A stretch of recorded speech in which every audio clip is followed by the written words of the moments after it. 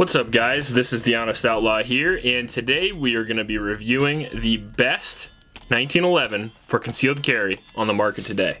Now, I can say that with some confidence. It's because I've owned a lot of 1911s. Have I owned every 1911? No, but I'm pretty confident in my choice, and I'm going to explain in this video why I think it's the best. Before I do that, I want to mention my Patreon supporters. Thank you guys very much for supporting this channel. It helps buying ammo and guns and lots of other stuff, so I really appreciate it because ad revenue is not what it used to be. Ammo.com is also a supporter of my channel. If you want to look in the description below, there's a link to get $20 off an order of 200 bucks. Helps my channel and gets cheap ammo, so it's a win for both of us.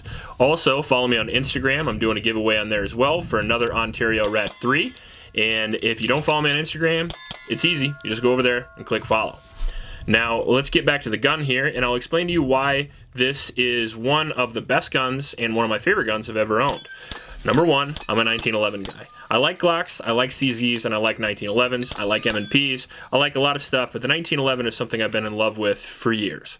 I shot them very well my whole life, and there's a lot of real pros to the 1911 over other guns, even still today on the market. The recoil impulse is great, the trigger is amazing, the ergonomics are fantastic, and the cool factor is off the chain. So, other than that, what can this 1911 give you that lots of others can't? Well, first, this is a 9mm 1911. I know it's blasphemous, but I like the 9mm caliber because it's cheap and it's plentiful to shoot. Also, it has low recoil and slightly more capacity. However, you can get the Guardian in 45 and I believe 38 Super as well, so get whatever flavor fits you the best. It is a commander size 1911, which is the smallest that most 1911 makers tell you should go for reliability purposes. Now, Commander Frame 1911 is the standard size with a 4.25-inch barrel, so it's a little bit easier to conceal while still maintaining the capacity and reliability of a larger gun. This also has the bobtail frame, as you see right there. Now, one thing that does is helps you print a little bit less. Whether you're carrying appendix, you're carrying 3 o'clock, you're carrying 11 o'clock, however you carry, it's going to print a little bit less with your t-shirt over it, and that's kind of nice because you don't want those screaming people running all over Starbucks. Also, in my opinion, Dan Wesson did the bobtail very well because it doesn't feel like I'm losing that much grip and it just feels great in your hand. Now, Dan Wesson is a company that I've loved for a long time because they make high quality 1911s for a pretty reasonable price, especially in the 1911 world. Now, this retails for right around $1,300, which seems like a lot until you get into high-end 1911s and realize it's not really that much. Some of the features that this particular gun comes with doesn't come with the magnaporting. I had that done, and I know it looks kind of stupid, but it makes me shoot that much faster, and I like shooting fast. Now, this gun originally came with night sights, but they were off just a little bit, which is common in 1911, so I replaced the rear sight, and then I figured, screw it, I'd replace the front as well with a standard fiber optic.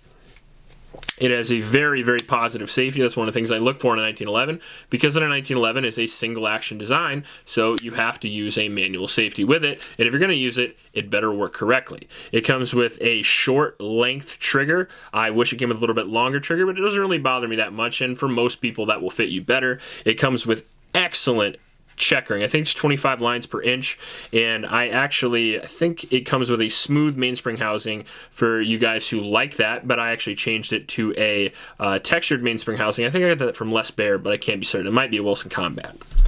It also comes with standard, I think these are 9-round magazines, yep, and this is one of the ones that came with the gun. I use the flat magazines for carry. This is actually the ammunition I carry because I do carry this gun on occasion, and I carry it in a G-code incog holster for one of Travis Haley's holsters. I really like that particular type of holster, and I just don't have it on the table, so my bad. But for the most part, I do shoot a lot with these Wilson Combat 10-round mags because I think that Wilson Combat does make the best 1911 mags on the market. However, it does stick out a little bit much for carry, and I don't really need that extra round.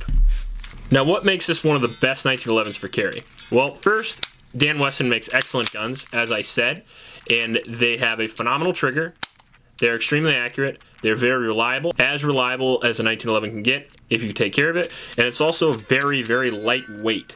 So this is 28 ounces, making it actually lighter than polymer guns like the Archon Type B, for example, and the same weight as the CZ P07. So that is one of the lightest 1911s that I've ever found, and that's because it has an alloy frame instead of a steel frame. And for carry, I think that's best. Now, I said it's very reliable, but I want to go into it with a little bit more detail than that. So I fired around 1,000 rounds from this particular gun, but I've also owned a Dan Wesson Guardian in 9mm previous to this, and I had several thousand rounds through it as well, and I think maybe I had 1 or 2 malfunctions over the course of that entire testing. So out of maybe 3,000 rounds, let's call it 3 malfunctions, and those are almost all related to ammunition, because with guns that I know are very reliable, like Dan Wesson 1911s or Glocks and things like that, when I shoot on my own personal time, I use pretty cheap remanufactured ammo, and all of the malfunctions that happened in this gun were all using remanufactured Freedom Munitions 115 grain, which won't even run in tons of pistols that I own. M&Ps, for example, will not even run that ammo. Anytime I used even any reasonable quality ammunition, like American Eagle, Winchester White Box, you name it, it would run flawlessly. The accuracy of a 1911 cannot be understated. They are the most accurate pistols on the market today.